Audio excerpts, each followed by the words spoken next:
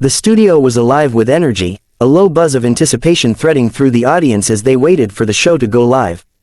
Cameras were already rolling, the crew bustling to ensure everything was in place, lights adjusted, microphones tested, and monitors double-checked. On this particular morning, the stakes felt higher than usual. The guest scheduled to appear was Reba McEntire, a legend in the music world, and her reputation for candor and authenticity preceded her. Across the desk sat Joy Behar, a seasoned television personality known for her biting wit, fearless commentary, and willingness to push boundaries. Lorraine Kelly's crew had ensured that the setup was flawless, but even with perfect lighting and camera angles, it was clear that the conversation about to unfold could erupt into something memorable, even volatile. The audience applauded politely as Reba entered the studio, her presence commanding without effort. She moved with the grace of someone accustomed to the spotlight, her eyes calm, taking in the energy of the crowd before meeting Joy across the desk. Lorraine greeted both with her trademark warmth, introducing Reba with a careful balance of admiration and formality, highlighting her decades-long career, philanthropic work, and enduring influence in both music and entertainment. Joy leaned slightly forward, her fingers tapping lightly on the desk, a small, knowing smile playing at the corners of her mouth, a silent signal that she was prepared to steer the conversation into more provocative territory. The initial exchanges were polite and professional, with Lorraine asking Reba about her latest projects and recent appearances. Reba responded with poise and charm, her voice smooth, her answers measured but filled with an unmistakable confidence. She discussed her work ethic, her love for performing, and the challenges she faced balancing a demanding career with personal commitments. For a brief moment, it seemed the segment would flow just as any typical interview would, a comfortable conversation peppered with anecdotes and laughter. But the tone began to shift subtly when Joy leaned forward, her smile still in place but her words sharper than before. "Reba, you've been in the public eye for decades, and you've built this incredibly polished image," she said. "Do you ever feel like that image, the sweet, wholesome country star, sometimes works against you when you want to speak your mind?" The audience reacted almost instinctively, a ripple of murmurs passing through the rows of seats. The cameras lingered on Reba's face, capturing the slight raising of her eyebrows, the faint curve of a thoughtful smile, and the flash of intensity in her blue eyes. Reba's response was calm, deliberate, and measured. "Joy, I've been asked that question many times over the years," she said, her tone polite but firm. "People like to put labels on others, especially women. They want to define us in a way that fits their narrative. I've learned to speak my mind regardless of those labels. If that surprises or even unsettles people, that's their challenge, not mine." The audience shifted, leaning forward in their seats. Some murmured in agreement, others in disbelief at the directness of Reba's reply. Joy's smile faltered, though she masked it with a light chuckle. "Well, of course, you've always been outspoken. But don't you think sometimes that honesty can clash with expectations? Especially on shows like this?" Reba's gaze held Joy's, unwavering and calm, the slightest hint of amusement in her expression. "Joy, a clash is simply a difference in perspective. I don't shy away from speaking truthfully. If that makes someone uncomfortable, that's on them. I can't dilute my opinions to fit someone else's comfort level." The audience reacted audibly this time, a combination of impressed applause and murmurs of agreement. Lorraine shifted slightly, sensing the subtle escalation, her professional instincts kicking in. She leaned forward, her tone measured and careful, attempting to moderate the dynamic without interrupting the natural flow. "Joy, I know you value candid discussion, but it's important to balance boldness with the tone of the program. We aim to provide insight and conversation, but also a respectful environment for all involved." Joy's eyes flickered briefly toward Lorraine, acknowledging the gentle caution but still intent on pursuing her line of questioning. "I understand that, Lorraine, but in my experience, it's also our responsibility to challenge our guests, especially those in the public eye, on things people might not expect. It keeps the conversation interesting, don't you think?" Reba leaned forward slightly, her tone firm but still calm, her authority in the exchange clear. "Of course, Joy, and I welcome thoughtful challenges. But there's a difference between challenging ideas and trying to force someone into a corner. I know who I am, and I speak my truth. I don't need to fit into a mold to please anyone." The audience now sat in rapt attention, the tension palpable, as if they were witnessing a carefully choreographed duel of wills. Cameras subtly shifted angles, capturing the contrast between Joy's slightly forced confidence and Reba's composed, commanding presence. The co-hosts and production team watched closely, some exchanging quiet, concerned glances, aware that the segment had shifted from standard entertainment to something far more intense. Joy attempted to regain control, her voice tightening just enough to reveal the pressure she was feeling.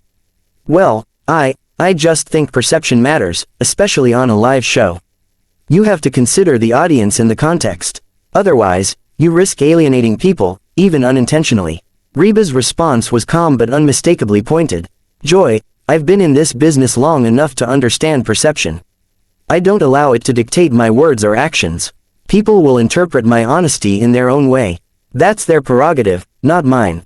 My responsibility is to speak with integrity and authenticity. The audience responded with a mixture of applause and murmurs of approval, clearly resonating with Reba's measured authority.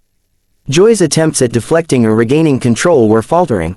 Her usual quick-witted interjections were losing their impact in the face of Reba's composed demeanor. Lorraine's eyes remained focused, her hands pressed lightly on the desk as she assessed the situation, ready to step in if the tension escalated further. Joy tried one final approach, leaning slightly forward, her tone now a touch sharper. I'm just saying, Reba, sometimes people need to temper honesty with diplomacy. Otherwise, you risk. The tension in the studio remained thick as the cameras returned from the commercial break. The audience, still buzzing from the first segment, whispered among themselves, their reactions ranging from admiration to disbelief.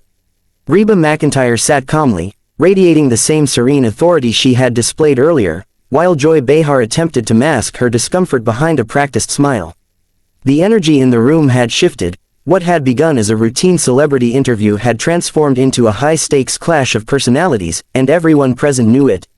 The crew moved with subtle urgency, adjusting cameras and lighting to ensure that the live broadcast captured every nuanced expression and gesture, aware that history was quietly unfolding before their eyes. Joy, sensing the lingering tension, tried to reassert control of the conversation. She leaned forward, placing her elbows lightly on the desk, and addressed Reba with a cautious, yet still assertive tone. Reba, I know you're used to being in the spotlight, but there must be times when you've felt misjudged or misunderstood. How do you navigate that, especially in moments when people might interpret your words differently than you intended? Reba's calm, unwavering gaze met Joy's directly. Her voice was steady and deliberate, a subtle edge of firmness beneath her polite tone. Joy, I've been in this business for decades, and I've learned that people will always have their interpretations. What matters is that you stay true to yourself. I don't adjust my words to satisfy everyone, I speak with honesty and integrity. That's the only way to maintain authenticity. The audience responded immediately, a mixture of murmurs and polite applause. The reaction was subtle, but it was enough to make it clear which direction the momentum had shifted. Cameras lingered on Joy's face, capturing the micro-expressions that betrayed her growing unease. The forced smile she wore barely concealed the tightness around her eyes and jaw, a visible indicator that Reba's composed, unwavering stance had begun to undermine Joy's usual dominance in conversation. Trying to recover, Joy attempted a lighter, more playful approach. Well, I guess honesty is a double-edged sword, isn't it? Sometimes it can inspire, and sometimes it can, well, ruffle a few feathers. Her tone was meant to be jovial, but it came across as strained, and the audience could sense the subtle tension beneath her words. Reba's response was gentle but cutting in its precision. Joy, if speaking the truth ruffles feathers, that's a sign you're doing something right. Comfort is not the goal, clarity and authenticity are. People appreciate honesty more than they appreciate careful sugarcoating. Her words landed like a soft but firm hammer, and the audience reacted with a round of supportive applause.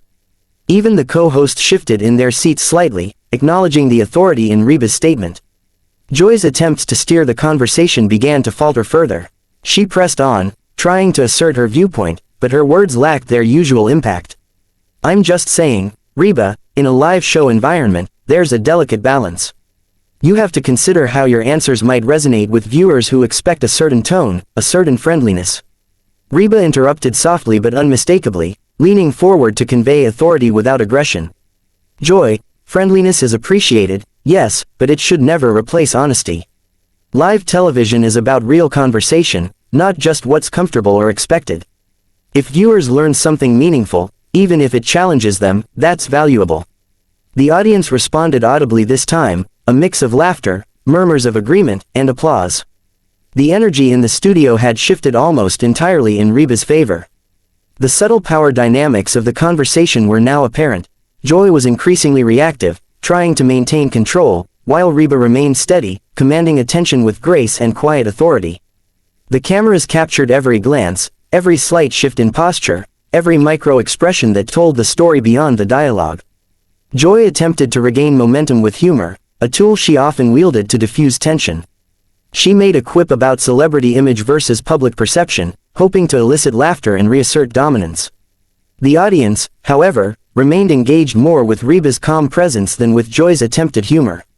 Lorraine Kelly, sitting in the middle, subtly intervened with her poised professionalism. "Joy, I think the audience is clearly resonating with Reba's perspective. Authenticity and integrity are qualities we all value, and it's important to allow her space to fully share her experiences." Joy's eyes flickered with frustration, the subtle blush rising on her cheek.